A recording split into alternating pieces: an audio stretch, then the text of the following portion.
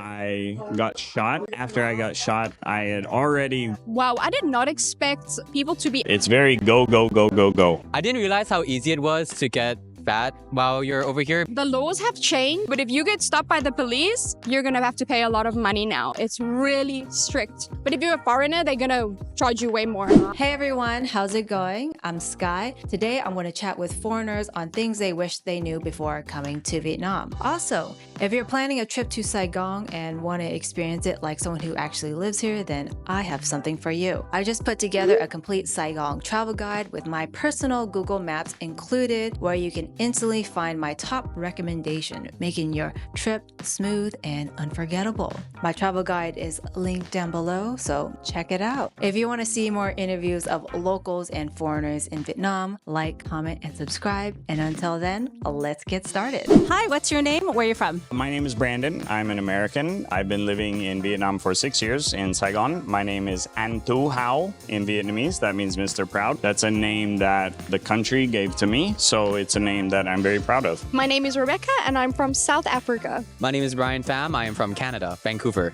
What was your expectation of Vietnam before coming versus what is it now that you actually live here? Before I came to Vietnam, I knew absolutely nothing about it. When I moved to Asia from America, I moved to Cambodia first. I chose Cambodia because it was very far from America and I didn't know anything about it. It was just something new. It was a way to start a new life.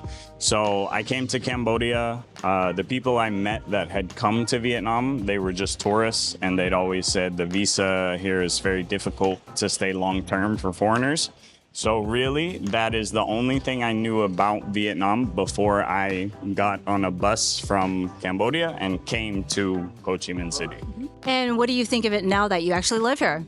I love it. I love Vietnam. For me, the worst thing about Vietnam is traffic, and it's something you have to deal with every day. But aside from that, life in Vietnam is very convenient. It's very simple. It's very laid back. The people are very happy, very kind, very welcoming towards foreigners, especially if you can speak their language or even just a little bit of Vietnamese. They will respect that a lot. I am fluent, so my life in Vietnam is much better than if I did not speak Vietnamese at all. I didn't think it was as modern as what it is. And I mean that with technology, bank payments, the way things are done, I did not expect it to be as modern. That it didn't have as many online things and people weren't doing the online thing, but it's really, really popular here. Everything's online here. Buying things, ordering things, just getting things delivered, everything's done online. I watched a lot of videos before I came, so I kind of had an idea of what everything looked like. I think that it surprised me to see that some areas in Vietnam are super Western, right? Like obviously like where we are now is very Vietnamese looking, but actually you can drive around like the Korean area and you would not even know that you're in Vietnam. It is so different. Like it's got a driveway for cars. It's a normal house. There's no really tall buildings. The buildings aren't right next to each other or super close together. It's like a real suburban area that you would see in the West. What was your initial startup cost moving from America to Vietnam? When I left America, I was a police officer. I got shot. After I got shot, I had already considered leaving America. But 2 weeks after I got shot, I had kidney stones. And to me, that was a sign from the universe to just get the f out and do something different. So I gave my dog to my mom. I sold my car, sold my guns, just to have, you know, whatever kind of money I wanted to take with me. Before I bought my plane ticket, I had maybe like $2,000 or $3,000, which is plenty to move here if you have a plan. But I had, let's say, $2,000. I bought my plane ticket. By the time I got to Vietnam, considering like layovers and having to buy food in different airports until I got here, I had about $1,000, which is okay, but less than $1,000. If you come here with less than that, you need to have a job lined up first, so that way you can have money coming in already. Don't come here with less than $1,000 and then, oh, I'm gonna look for a job now. No, it's a bad idea. Get a job lined up first and then come here. If you have $2,000, $3,000, $4,000, whatever, you're okay to come here and kind of chill until you figure out what you're gonna do. I would say most everything in Vietnam is about 10 times cheaper. Maybe not 10, at least 5. You can make do with very little if you have a plan. Very important. I did not have a plan. I made many mistakes. That's why I'm telling you, have a plan. Just bought a one-way ticket. I bought my ticket to go to Vietnam to do my first visa run because, you know, you need a proof that you will leave the country. It cost me 7,500 Rand for my ticket. And then for my visa was like 20 something dollars. And so I think everything was under 10 million for me to come. So it was really, really cheap. When you first came here, did you rent an apartment? Did you get an Airbnb? Did you stay at a hotel? So when I first came here, there were people that I knew. So I slept on their couch for the first night and then I found an apartment the next day. Super easy to find an apartment here. Literally pay the deposit, it's yours. And how much was your apartment at that time? Oh, it was like $250 a month in Da Nang. They asked me for 1 month deposit and I asked them if I could split it over 2 months because I've obviously just moved here, I don't have any money. And they were fine with it, so super understanding. For your rent and deposit was about 375-ish? Yeah, about that much. And then for some reason, electricity was super expensive there. And I don't know if I was getting scammed, but maybe I was because the electricity was like $1 million a month and I couldn't understand why I hardly ever used the AC. So I don't know if they were just trying. And obviously I've just moved here. I had no idea what things cost. Now I use the AC for like 5 hours a day and that cost me 1.2 million. So I was definitely getting scammed with that. To be honest, I only really had to like worry about my plane ticket to come over here, like 1.5K Canadian dollars, because I live with family. Like I have family here, so that is sorted out. So I don't really have startup costs, like the same kind of startup costs that like another foreigner might have. So only your flight you had to cover? Yeah, basically. Yeah, I'm lucky. And then you stayed with family? And I stay with family. Okay. And I still stay with family. What are some things to know before coming to Vietnam? One, Vietnam's hot as I'm from Miami. I was a police officer in Miami for 8 years. So I was always wearing black uniform in the Miami sun, you know, so I'm used to this heat. But a lot of people that come from different areas, either in Europe or in America, somewhere that, you know, has mountains and has different seasons, Vietnam is hot. Another thing is that traffic is dangerous. That needs to be something that you don't ever let out of your mind because anything can happen in this traffic. Driving in traffic here is not for someone that's scared. You need to know what you're doing and how to do it safely here. If you can do that, then everything is okay.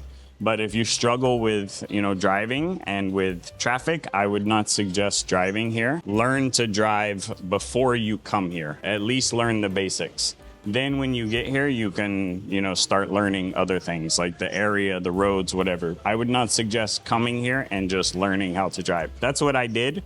It's okay, but I would not suggest it. There's better ways to do it. Ride a bike before you come here. Learn how to address people. Older people especially, you know, you have uncle, aunt, like just older people in general. You can say chu, ko, just things that are respectful and show that you have respect for their country. If you do that, that respect goes a long way. The people are super friendly, so they will just invite you to sit down with them, and it's okay to do so. Don't feel scared. The laws have changed, so don't just rent a bike and drive a bike. Drive a 50cc because they're most likely gonna rent a 125 or a 150 to you, but if you get stopped by the police, you're gonna have to pay a lot of money now. It's really strict on who can drive and having licenses now. Do you know how much it costs if you get pulled over by a police and you don't have a license? Oh, if you're a foreigner, they could maybe charge you up to 10 million. I thought it was more than that, like 20 million? That's in a car. So if you go over the red lights, 5 million fine. But if you're a foreigner, they're gonna charge you way more. If you're completely new to Vietnam, you should know that there are like two different distinct cultures, the North and the South. In general, I feel like if you want something that's a bit more like globalized, a bit more young and friendly, more, not saying that the North isn't friendly, but like, you know, something that's a bit more like modern and like more nightlife-y, come to the South. But you want something that's more like cultural, historical, more calm and nature, go to the North. What's one thing you wish you packed before coming to Vietnam? One thing immediately I can think of is my police badge. Because when people find out I was a police officer, they're always asking for pictures or videos and all that stuff I have. But to have like my badge with me would be super cool. And as far as having it shipped here, like I could ask my mom to ship it, but that's, to me, that's very sentimental. A lot of value to it. So I don't know if I would trust shipping it here from America. Maybe that's about it. Like clothes and everything, you can find anything in the world here. Like you do not need to bring from America. You can bring an empty suitcase here and still find whatever you want. Things that are sentimental to you, bring that. because sentimental stuff is hard to find here. But any materialistic things, jewelry, clothes, electronics, anything you can find here very easily and very cheap, usually cheaper than you would find in other countries or in America. I brought a laptop with all my police stuff on it, like lots of pictures, videos, and it got stolen in Cambodia. So I'm super sad about that. Totally my fault. I'm an idiot. That's pretty much it. But the badge, though, I would love to have that. Oh, I wish I brought more of my food, like from South Africa. We have such good snacks. I'm not really a fan of the Vietnamese snacks. Everything's super sweet. If you have a sweet tooth, sure, but everything is sweet, at least in the south of Vietnam. So I do wish that I brought some of my own snacks with me. You know what? Business opportunity. Make South African snacks here. So there was a company called Wazenampi who was selling South African snacks, but it's just so expensive. It's too expensive for them to order in. So now South Africans are going to suffer over here. I wish I packed my gay accessories.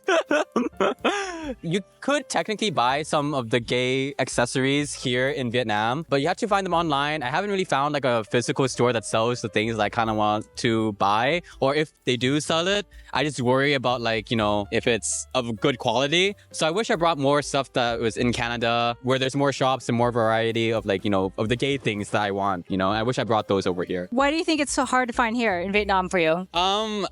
I think sometimes certain undergarments or certain sexier clothing for men is a little bit harder to find. And also certain things may be more difficult to find in Ho Chi Minh City. Okay. You can probably find them online though. But I'm just saying, like you know, walking around, there's not that much. There's certain things that a gay person may want that may be more difficult to find here. What surprising cultural difference took you a while to get used to in Vietnam? Very minor thing, shoes. Not wearing shoes in the house, or, you know, a lot of times you go get a massage or spa or, you know, whatever, take your shoes off. It took a little while to get used to that, but I completely agree with that. Shoes are gross, so don't wear them in people's houses. In America, it's normal too. That took a little getting used to, but that's not a big deal. Second, I would say, is altars. They have altars here everywhere to worship those who have died, or, for example, the owner of the house, the person's dad, like a little altar with an incense, and they'll put like fruit, fresh food, or wine, or cigarette, whatever for the spirit. But they'll have it at businesses, houses, pretty much anywhere. You can have an empty plot of land that, you know, nothing is built, but in one little corner of the land will be a little altar that someone built for whoever owns that property with, you know, an incense burning or something like that. So altars and stuff are not something we really have. I'm not used to that. Also, seeing that people being buried on the property that they own. I've seen that a lot in the countryside. I guess the owner of the property, like the kids will live there now, but the dad will pass away. They will have the dad buried on the property. That I'm not used to seeing. You know, we see a lot of cemeteries in America. They have those here, but they also have other options of burying on the land. Not strange, just not something I'm not used to seeing. Food, a lot of oils in the foods. Yeah, I would say that's a big thing. A lot of the street foods have oils or they're fried. Lots of fried food, lots of oils. That's not really a cultural thing. It's just one cultural thing with traffic is like there's rules, but for the most part, it's just go where you're going and try not to get into an accident. That's pretty much the rule here. Because there's so many people in Saigon. For everyone to follow the law exactly, it would be very difficult. But traffic is very different with America. You know, America is also a car culture. Vietnam is not. Vietnam is bikes. It's very easy to weave in and out of traffic on a bike or go on a sidewalk or cut to the front of a line. Like, you know, that's one major cultural difference, the traffic. If you can survive Vietnam traffic, you can survive the apocalypse, for sure. The napping thing, that took me a while because I couldn't understand, like, it's such a waste of time. Everyone's napping. I've got to go to the bank. I've got to do all these things because the bank closes when work closes. So it didn't make sense to me. Like, how could you ever go? It's fine now. I really, really enjoy the nap now that I'm actually working and I'm in the culture. Those 2 hours where I could literally just lay on the couch and scroll or have a nap or whatever.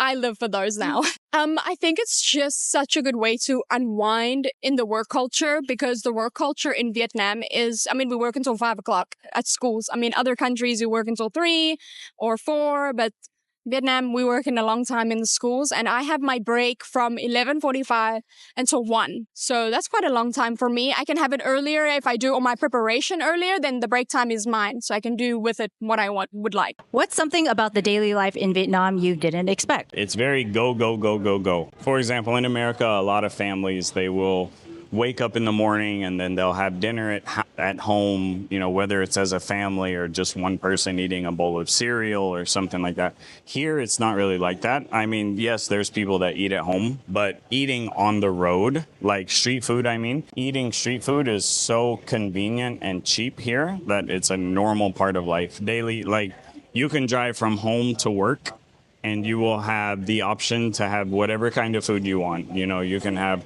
cơm tham, bún thịt nướng, you can have soup or beef soup, like bò kho. There's many choices you have. So eating on the street side or street food is very normal in a daily life here. To stop on the side of the road in the morning and eat, you know, whatever you're going to do, and then you go to work. That's one thing. Coffee is everywhere. So 24/7, no matter where you look, you can find a coffee shop. So if you want coffee, it's very easy to find every day, all day, very cheap. Other daily things, sleeping at lunch is, for me, it's not something I like because if I'm going to sleep, it needs to be like a long time. Sleeping just a little bit, it would just make me more tired. And especially right after eating lunch, they lay down for 30, 45 minutes. It can't be good for your digestion system. But it's, you know, it's part of their culture. So they usually sleep for 30, 45 minutes right after lunch. In the outskirts of the city, like in hometowns or, you know, in smaller provinces, the businesses will actually close for lunch. Like they will lock their doors, they will shut the blinds. So if you need something, like you need to wait until they wake up for lunch and then you can go get it. Here in the city, most places stay open, but just because the business is open, you will still have, for example, at a pharmacy, maybe the employee will be in the back, she's sleeping on the floor, just waiting until a customer comes up and then she'll get up and go, you know, get whatever you need. So sleeping at lunchtime is a very big and well-known thing here. It's very acceptable. You want to go to sleep? Okay, go to sleep. Just wake up and go back to work like normal. And that's what they do. I can't do that, but they can. Wow, I did not expect like people to be out all the time. They are out from like 4:30 in the morning. You'll see people out on the street. If I wake up in the middle of the night and I look out the window, there's people driving around. And I didn't expect kids to go to bed so late here. Like when I speak to Vietnamese people and tell them, oh, like in South Africa, kids are asleep by like 7:30, 8 o'clock.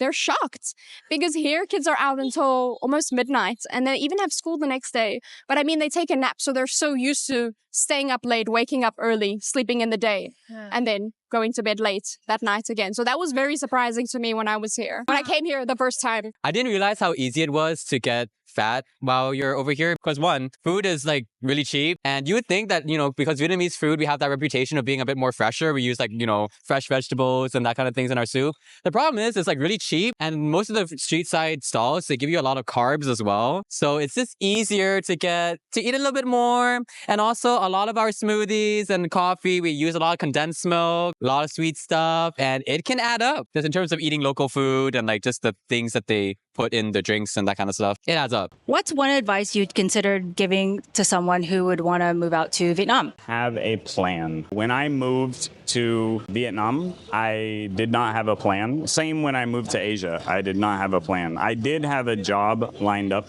first in Cambodia, which I would definitely recommend doing. But don't just come here and wing it. Like, have a plan, meaning like you're going to come here, you're going to find whatever accommodation within a week. Even if it's just small accommodation, you can find anything you want here. Just budget yourself. You can eat outside sometimes, yes, but try to get in the habit of cooking yourself.